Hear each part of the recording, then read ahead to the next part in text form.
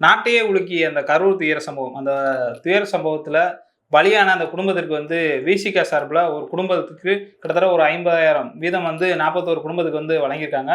இதுல வந்து விசிக தலைவரா இருக்கக்கூடிய திருமாவளவன் அவர்கள் வந்து பல கருத்துக்கள வந்து பேசியிருக்காங்க. குறிப்பா பார்த்தோம்னா, அந்த கரூர் துயர சம்பவத்த வச்சு நாடே மீளாத போது, எதிர்க்கட்சி தலைவரா இருக்கக்கூடிய எடப்பாடி பழனிசாமி அவர்களும், விஜய் அவர்களும் வந்து ஒரு அண்டர் கிரவுண்ட் டீலிங் வச்சிருக்காங்க. இந்த சம்பவத்த கூட திருமாவளவன் அவர்கள் வந்து கூறியிருக்காங்க. இதுல என்ன நடந்தது என்பத பற்றி தான் அந்த காணொளி இருக்கிறது. செப்டம்பர் 27 தமிழக வெற்றிக் கழகத்தினுடைய தலைவர் விஜய் அவர்கள் வந்து 3ஆம் கட்ட பிரச்சாரத்த வந்து நாமக்கல், கரூர்ல தொடங்க இருந்தாரு. அங்க பார்த்தோம்னா, நாமக்கல்ல போம்போதே பல நபர்கள் வந்து மயங்கி விழுந்த சம்பவம்லாம் நமக்குலாம் தெரியும். அதுக்கடுத்து கரூருக்கு வராரு. கரூர்ல வந்து மிகப்பெரிய ஸ்டாம்பிங் நடந்து பல நபர்கள் வந்து அந்த சம்பவத்துல வந்து சம்பவ இடத்துல இறந்துட்டாங்க. பல 146 பேருக்கு மேல வந்து மருத்துவமனையில அனுமதி பெற்றிருந்தாங்க. இதுதான் சம்பவம். சம்பவம் நடந்து கிட்டத்தட்ட ஒரு 15 நாட்கள் கிட்ட ஆயிருச்சு, இன்றையோட சேர்த்து. ஆனா இதுவரைக்கும் கட்சியினுடைய தலைவரா இருக்கக்கூடிய விஜய் அவர்கள் வந்து நேரடியா களத்திற்கு வரல. அதே மாரி பார்த்தோம்னா, புஷி ஆனந்த் அவர்கள் வந்தும் நேரடியா களத்துக்கு வரல. அத வச்சு நான் வந்து மொத நாள் பார்த்துட்டு 2வது நாள் பிரஸ் மீட்ட குடுத்துட்டு தர்மமே வெல்லும் அப்படின்னு சொல்லிட்டு ஒரு வன்முறையை தூண்டுற வகையில வந்து ஒரு பதிவு போட்டிருந்தாரு. அதுக்கு அடுத்தபடியே பார்த்தோம்னா, உத்தரகாண்டுக்கு போயிட்டாரு. உத்தரகாண்டுக்கு போய் வந்து அவர் வந்து அந்த ஏதோ ஹாக்கியோ ஏதோ ஒரு விளையாட்டு போட்டிக்கு போயிருந்தாரு.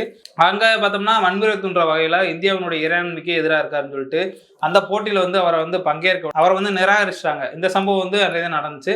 இதற்கு மத்தியில பார்த்தோம்னா, பல்வேறு அரசியல்லாம் நடந்துச்சு. 3ஆம் நாள் வந்து தமிழக வெற்றிக் கழக தலைவரா இருக்கக்கூடிய விஜய் அவர்கள் என்ன ஒரு பேச்சு பேசியிருந்தாருன்னா, உயிரிழந்த அனைவருக்கும் வந்து நான் இந்த நேரத்துல வந்து கடவுள் உன்னை பிரார்த்திக்கிறேன்னு சொல்லிட்டு நேரடியா வந்து தமிழ்நாடு முதலமைச்சர் நோக்கி பல கேள்விகள் வச்சாரு. அதாவது குறிப்பா என்ன சொன்னார்னா, சிஎம் அவர்களே, நீங்க ஏதாவது பழிவாங்கணும்னு தோணுச்சுன்னா நீங்க வந்து என்னைய வந்து பழிவாங்க, என் தொண்டர்களை விட்டுருங்க, என் ரசிகர்களை விட்டுருங்கன்னு சொல்லிட்டு சினிமாவுடைய பஞ்சு டயலாக் பேசுவார் பாருங்க. அது மாதிரி ஒரு கருத்தை பேசிட்டு வீட்டிலே உட்காந்துட்டு இருந்தாரு. இது வரைக்கும் என்ன பண்றாருன்னே தெரியல. அந்த 3ஆம் நாளுக்கு தான் நம்ம வீடியோ வகையில வந்து விஜய பார்த்தோமே தவிர, இது வரைக்கும் 41 பேர் இறந்திருக்காங்க. ஒரு இரங்கல் கூட்டம் நடத்தணுமே, அவங்களுக்கு ஒரு அவங்க குடும்பத்தை கூட்டியாவது ஒரு ஆறுதல் சொல்லணுமே அப்படின்ற ஒரு எண்ணமே இல்லாம தான் இருந்தாரு. ஏன்னா பலமுறை என்ன பண்ணியிருக்காருன்னா, தமிழ்நாட்டுல பல வெள்ளங்கள்லாம் வரும். உதாரணத்துக்கு பார்த்தோம்னா, வட மாவட்டங்கள்ல பல இடங்கள்ல வெள்ளம் ஏற்பட்ட போது கூட, அவங்கள பனையூருக்கு அழைச்சிட்டு வந்து தான் சந்திச்சு அவங்களுக்கு வந்து நிவாரணப் பொருட்கள்லாம் குடுத்தாரு. கேட்டா, நான் அங்க வந்தா கூட்டம் கூடின்ற மாரியான பல கருத்துக்கள் சொன்னாரு. எந்த காவல்துறையும், நீதிமன்றமும் விஜய் அவர்கள் வந்து மழையால் பாதிக்கப்பட்ட மக்களை வந்து சந்திக்க போகக்கூடாதுன்னு சொல்லவே கிடையாது. ஆனாலும் விஜய் அவர்கள் வந்து தான் ஒரு மிகப்பெரிய நடிகன், நான் எப்படி ரோட்டுக்கு வரதா, நான் வந்தாவே 1,00,000 பேர் திரளணும், நான் கூட்டத்துக்கு மத்தியில தான் வருவேன் அப்படின்னு சொல்லிட்டு சினிமா வசனங்களை பேசிக்கிட்டு சினிமா மாதிரியே வந்து நேச்சுரல் வாழ்க்கையை நினைச்சுக்கிட்டு இருந்தாரு. இது சரி, இவராவது இந்த மாதிரியான ஒரு சம்பவத்தில் ஈடுபடல, அந்த 41 பேருக்கு வந்து அஞ்சலி செலுத்தலை, ஏன் இந்த மாதிரி அஞ்சலி செலுத்தாமல் இருக்கிற அவங்க கட்சிக்காரங்களாம் பண்ணுவாங்க பார்த்தா, தமிழ்நாடு முழுவதும் வந்து அதாவது உண்மையிலே வந்து விஜய் அவர்கள் வந்து தற்கூரி அணில் ரசிகர்கள், அணில் குஞ்சுகள் அப்படின்னு சொல்றது வந்து தப்பே கிடையாது. 41 பேர் செத்துருக்காங்களே, அவங்களுக்கு ஒரு இரங்கல் கூட்டம் நடத்தணும், அவங்களுக்கு ஏதாவது நம்ம பாதிக்கப்பட்ட மக்களுக்கு வந்து நிவாரணம் கொடுக்கணும் அப்படின்னு எந்த அறிவுமே கிடையாது. ஆனால் நேரில் ஸ்பாட்டுக்கு போனால் செந்தில் பாலாஜி அவர்கள் வந்து செந்தில் பாலாஜி மீதே சந்தேகம் இருக்குது, இதில் என்ன திமுக எப்படி இறங்கி வேலை பார்க்குறாங்கன்னு சொல்லிட்டு பல கருத்துக்களை வந்து அரசை நோக்கி வச்சாங்க. ஒரு படிக்கு மேலே போயிட்டு ஸ்டாலின் எப்படி நைட்லாம் வந்தார், அப்போ திட்டமிட்ட சதி தான் இது, செந்தில் பாலாஜி 10 நிமிஷத்தில் போகிறாரு, ஸ்டாலின் அவர்கள் வந்து நைட்டே வராரு, உதயநிதி ஸ்டாலின் துபாயிலேருந்து ஃப்ளைட்டில் கிளம்பி வராரு, ஒட்டுமொத்த அமைச்சர்கள் வராங்கன்ட்டு பல கருத்துக்களை வச்சுருந்தாங்க. அதற்கு மத்தியில் எதிர்க்கட்சி தலைவராக இருக்கக்கூடிய எடப்பாடி பழனிசாமி அவர்கள் வந்து தான் கட்சியை தான் அழிக்க போகிறேன்னு சொல்லிக்கிட்டு இருக்க விஜய் வந்து ஏதாவது எதிர்க்காம நார்மலைஸ் பண்ணுறாப்புல. அதாவது விஜய் மேலே தப்பு இல்லைங்க, அவர் என்னங்க பண்ணுவார், காவல்துறை தாங்க தப்பு, காவல்துறை என்ன பண்ணுச்சு, காவல்துறை ஏதாவது பாதுகாப்பு கொடுத்துருக்கலாமே, அப்போ காவல்துறை மேலே தான் தப்புன்னு சொல்லிட்டு பல கருத்துக்களை வந்து ஆளுங்கட்சிக்கு எதிராக வந்து எடப்பாடி பழனிசாமி பேசினாரு. அப்பயே நம்ம நினைச்சோம். அப்புறம் அண்ணாமலை வந்தாரு. அண்ணாமலை அவர்கள் வந்து விஜய் மீதெல்லாம் தவறு கிடையாது, இது வந்து திமுகவினுடைய நிர்வாக தோல்விதான், காவல்துறையினுடைய தோல்விதான் சொல்லிட்டு பல கருத்துக்களை சொல்லி விஜய்க்கு ஆதரவு நின்னாங்க. இப்போ இப்படி பேசிக்கிறவங்க சூழலே வந்து எடப்பாடி பழனிசாமி வந்து 2 நாள் பேசி முடிச்சுட்டு அடுத்து ஒரு கேம்பெயினை வந்து மீண்டும் ஸ்டார்ட் பண்றாரு. முதல் நாள் வந்து அனுமதி கொடுக்கல, அப்புறம் வந்து நீங்கள் தனியார் இடத்துல வந்து நீங்கள் அனுமதி வாங்கிட்டு அங்கே என்ன வேணால் நடத்திக்கணும்னு சொல்லும்போது ஒரு செட்டப் பண்ணுறாரு. இப்போ தமிழ்நாடே வந்து விஜய்க்கு எதிராக இருக்குது, அப்போ விஜய் வந்து நம்ம பிக்கப் பண்ணோம்னா ஒரு வேண்டுமென்றே வந்து டிடி உதயநாதன் சொன்ன மாதிரி தான் அதிமுக கட்சிக்காரங்களை வச்சுக்கிட்டு இவங்களோட கொடியை பிடிக்க விட்டு பாருங்கள் தாவேக அவர்களுக்கு எங்களுக்கு வந்து சப்போர்ட் பண்ணுறாங்க, பிள்ளையார் சொல்லிலாம் வைக்கிறாங்கன்னு சொல்லிட்டு பல கருத்துக்களை சொல்லியிருந்தாரு. இதற்கு மத்தியில் தான் உதயநிதி ஸ்டாலின் அவர்களும் ஒரு கருத்தை சொன்னாங்க. என்ன சொன்னார்னா, புது புது அடிமைகளை வந்து பாஜகலாம் தேர்ந்தெடுக்கின்ற பல கருத்துக்கள் சொன்னாங்க. அந்த புது அடிமை வேறு யாரும் கிடையாது, விஜய் தான். சரி, இந்த சம்பவம்லாம் நடந்து இருக்கும்போது அண்ணன் திருமாவளவன் வந்து பல கருத்துக்கள் சொல்லிட்டே இருக்காங்க. விஜய் அவர்கள் வந்து முதல் நாள் வந்து விஜய் ஆதரிச்சு தான் பேசுகிறாங்க, நம்ம முதலமைச்சர் சொன்னாங்க, அது எப்படி ஒரு தலைவருக்கு எப்படி தன்னுடைய தொண்டர்கள் சாக நினைப்பாங்க, அதே மாதிரி அண்ணன் திருமாவளவன் சொன்னாங்க. இது விஜய் என்ன பண்ணுவாரு, விஜய்க்கு வந்து இந்த மாதிரியான சில சிக்கல்களை வந்து சரியா புரியல, ஆனாவும் தொண்டர்கள் வந்து காக்க தவறியது தவறுன்ற மாதிரி பல கருத்துக்கள் சொல்லியிருந்தாரு. அடுத்து பார்த்தோம்னா இந்த கூட்டணி சில சலசலப்பெல்லாம் ஏற்படும் போது தான் அண்ணன் திருமாவளவன் அவர்கள் என்ன சொல்றாங்கன்னா, இது வந்து அதிமுகவினுடைய கலட்டி விழும் தோணின்ற மாதிரியான ஒரு கருத்தை வச்சிருந்தாங்க. இதுல தான் நம்ம குறிப்பா பார்க்கணும். ஏன்னா எடப்பாடி பழனிசாமி என்பவர் வந்து துரோகத்தினுடைய மொத்த உருவம். அதாவது 2016 வந்து ஜெயலலிதா மறைவுக்கு பின்பாக பார்த்தோம்னா கூவத்தூர்ல வந்து 100க்கு மேற்பட்ட வந்து அதிமுக எம்எல்ஏக்கு முன்னாடி வந்து பார்த்தோம்னா சசிகலாவுடைய காலில் விழுந்து முதலமைச்சர் பதவி வாங்கினவர் தான் இந்த டெண்டர் பழனிசாமி. அன்னைக்கு டெண்டர் எடுக்க வேண்டியது வந்து செங்கோட்டையன்ட்ட வந்து டெண்டருக்கு காசு இல்லாதனால எடப்பாடி பழனிசாமி வந்து அந்த டெண்டர் எடுத்து அன்னைக்கு வந்து முதலமைச்சர் ஆனாரு. அதுக்கடுத்து பார்த்தோம்னா சசிகலா காலில் வாரி விட்டாரு.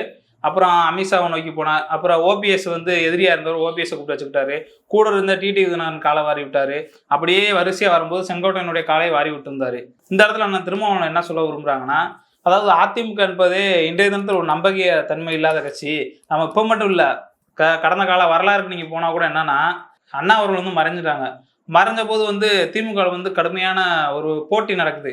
அடுத்த முதலமைச்சர் அப்படின்னு சொல்லும்போது அண்ணா உயிரோடு இருக்கும்போதே வந்து நெடுஞ்செழியன் அவர்கள் வந்து தம்பியே வா தலைமையேற்கவான ஒரு கருத்தை வச்சிருந்ததை வச்சு அப்போ நெடுஞ்செழியன் தான் அமைச்சர்னு சொல்லிட்டு பல கருத்துக்கள் வந்து பல பார்ப்பன ஊடகங்கள் வந்து கட்டி அமைச்சாங்க. ஏன்னா அதற்கு முன்பாகவே ஒரு வரலாறு, கலைஞர் அவர்களுக்கு ஒரு வரலாறு, கள்ளக்குடி போராட்டம்னு சொல்லி 1953 நடந்த ஒரு போராட்டம், மிகப்பெரிய போராட்டம். கலைஞர் வந்து கலைஞர்னா யாருன்னு இந்த தமிழ்நாடை திரும்பி பார்க்கக்கூடிய வகையில் நடந்த ஒரு போராட்டத்தில் அதான் ஒரு மிக முக்கியமான ஒரு போராட்டம்.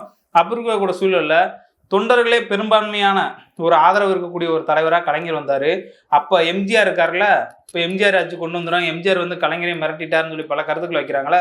இவங்களே வந்து எம்ஜிஆர் என்ன பார்த்தாருன்னா, தமிழ்நாடு முழுவதும் இருக்க கலைஞரனுடைய அலையை பார்த்து தமிழ்நாடு முழுவதும் திமுகவினுடைய தொண்டர்கள் வந்து கலைஞர் ஏற்றுக்கொள்வதை பார்த்து எம்ஜிஆர் அவர்களே வந்து கலைஞரை வந்து ஆதரிச்சாரு. பின்னாளத்தில் வந்து இந்திய தேசிய காங்கிரசினுடைய ஒரு கைப்பாவையாக இன்றைய தினம் எப்படி எடப்பாடி பழனிசாமி பாஜகவினுடைய கைகூலியா இருக்காரோ அதே மாதிரி வந்து அன்றைய தினம் வந்து காங்கிரஸ் கட்சியினுடைய ஒரு கைகூலியா இருந்தவர் தான் எம்ஜிஆர் அவர்கள்.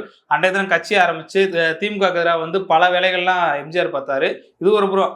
அதிமுக தலைவர் எப்போதுமே வந்து ஒரே மாதிரி இருக்க மாட்டாங்கன்ற சம்பவத்துக்காக இந்த சம்பவத்தை சொல்ல வரேன். இன்றைய தினம் பார்த்தோம்னா அண்ணன் திருமாவளவன் அவர்கள் வந்து நேரடியாக வந்து அந்த களத்திற்கு போயிருக்காங்க. 41 குடும்பத்துக்கு வந்து இறந்துருக்காங்க. இறந்தது வந்து விஜயை பார்க்க வந்ததுக்காக, விஜயினுடைய மீட்டிங் வந்ததுக்காக. ஆனால் யார் நடத்துறது இரங்கல் கூட்டம்? விசிக நடத்துகிறது.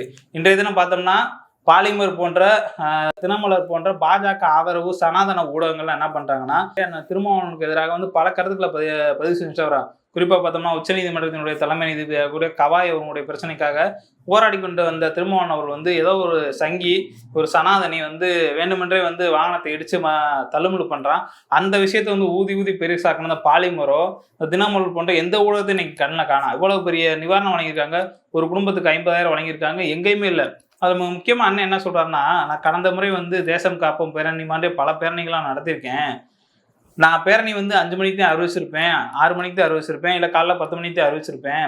நான் காலைல அறிவிச்சிட்டேன்னா 8 மணிக்கு கொஞ்சம் வேகமாக வந்துட்டாங்கன்னா தொண்டர்கள் வந்து 8 மணிக்கு வந்துட்டாங்க, இதுக்கு மேலே வந்து வரட்டு சேர்ந்து போய்க்கிருவோம், நம்ம எப்படி 1 மணி நேரம் வந்து நடக்க வேண்டியது இருக்கும், அதனால முன்னாடியே போய்க்கிறோம்னு சொல்லிட்டு ஒரு தலைவன்னா எப்படி இருக்குன்றது வந்து இன்னைக்கு கோடிட்டு காமிச்சாங்க. அதே மாதிரி தான் சாயங்காலம் வந்து 5 மணி பேருனா 3 மணிக்கு வந்துட்டாங்கன்னா டக்குன்னு ஐயோ கிளம்பி போவோம். ஏன்னா கூட்ட நெரிசல் இருக்குதுன்னா நம்ம தொண்டர்கள் வந்து நம்ம தான் பாதுகாக்கணும், நம்ம அங்கே போனால் தான் கட்டுக்கோப்பாக இருப்பாங்கன்னு சொல்லிட்டு ஒரு கட்டுப்பாடான ஒரு கூட்டத்தை வந்து வழிநடத்துவது தான் நான் திருமாவளவன் அவர்கள். ஆனால் இன்னைக்கு என்ன பண்ணுறாரு அனில் விஜய், ஒரு கட்டுப்பாடற்ற கூட்டம், கொள்கை இல்லாத கூட்டம், மரத்து மேலே ஏறுறான், டிரான்ஸ்பரம் மேலே ஏறுறான், கரண்ட் கம்பியில் தொத்துறான், கரண்ட்டுக்கு வையர் வந்தால் கூட அதை கூட பிடிச்சிக்கிட்டு ஏதாவது தொத்திட்டாவும் நம்ம தளபதியை பார்த்துருவோம், தளபதின்னு கத்திக்கிட்டு ஏதோ பண்ணுறான். இதில் லைட் அமர்த்திட்டாங்கன்னு ஒரு சீனு.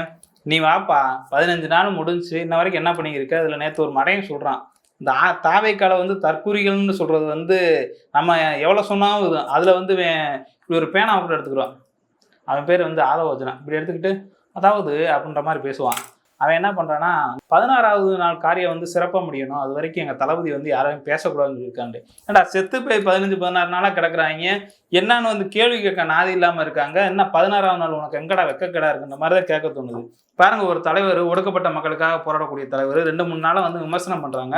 அந்த தலைவர் வந்து களத்துக்கு வந்து 50,000 நிதி உதவி கொடுக்குறாரு. ஏன்டா உங்களால ஒன்றுமே கொடுக்க முடியல, 20 லட்சம் அறிவிச்சிங்களே, வெக்கம் கட்டுவீங்களா, இன்ன வரைக்கும் என்ன கொடுத்துருக்கீங்கடா. இந்த செல்போன் உரையாடல் வேற, இன்னும் 2 நாளில் 17ஆம் தேதி வருவாங்கன்னு சொல்லிட்டு இந்த பாலிமர் ஊடகம் இது பண்ணுது. நேற்று தினம் வரைக்கும் அவதூறு, வன்மம், வதந்தியை பரப்பின பாலிமர் வந்து இன்றைய தினம் பார்த்தோம்னா விஜய் அவர்கள் வந்து இன்னும் 2 நாள்ல வருவார் அப்படின்னு சொல்லிட்டு விசிக தலைவர் அண்ணன் திருமாவளவன் வந்து அந்த களத்துக்கு போறான்றக்காக திட்டமிட்டு இன்னொரு கருத்தை பரப்புறாங்க. ஆனா இன்ன வரைக்கும் அது ஏறப்பூர்வமான ஒரு அறிவிப்புமே இல்லை. ஏன்னா விசிகாவினுடைய செய்தி வந்து இந்த மக்கள் மத்தியில போகக்கூடாதுன்னு சொல்லிட்டு திட்டமிட்டு பரப்புறதுல வந்து இந்த பார்ப்பன ஊடகங்களும் சரி, இந்த அவங்களுக்கு அடிமை வேலை செய்யக்கூடிய பாலிமர் போன்ற ஊடகங்களும் சரி வரிசையா செஞ்சுக்கிட்டு இருக்காங்க. இந்த மாதிரியான பல பிரச்சனைகளை சந்திச்சு வந்தவர் தான் திருமாவளவன் அவர்கள். மேல உலகுலே வந்து அவர் போகக்கூடாதுன்னு சொல்லி தடை போட்ட காலத்திலேயே தடையை உடைச்சிட்டு போனவர். இதெல்லாம் ஒரு சாதாரணம் தான். எது எப்படியோ இன்றைய தினம் திருமாவளவன் அவருடைய இந்த சிறப்பான ஒரு அந்த களத்திற்கு போயிருக்காருல, பாதிக்கப்பட்ட மக்களை வந்து என் தொப்புள் கொடியா நினைக்கிறேன், என் வீட்டில் ஒரு ஆளா நினைச்சு போயிருக்கேன்னு நினைக்கிறாருல, இந்த ஒரு சம்பவத்தை வந்து நம்ம பாராட்டியே ஆகணும். அனில் விஜய் இதையாவது பார்த்து திருந்திக்கடன்றதான் நேரத்தை வந்து தெரிவித்துக் கொள்கிறேன்.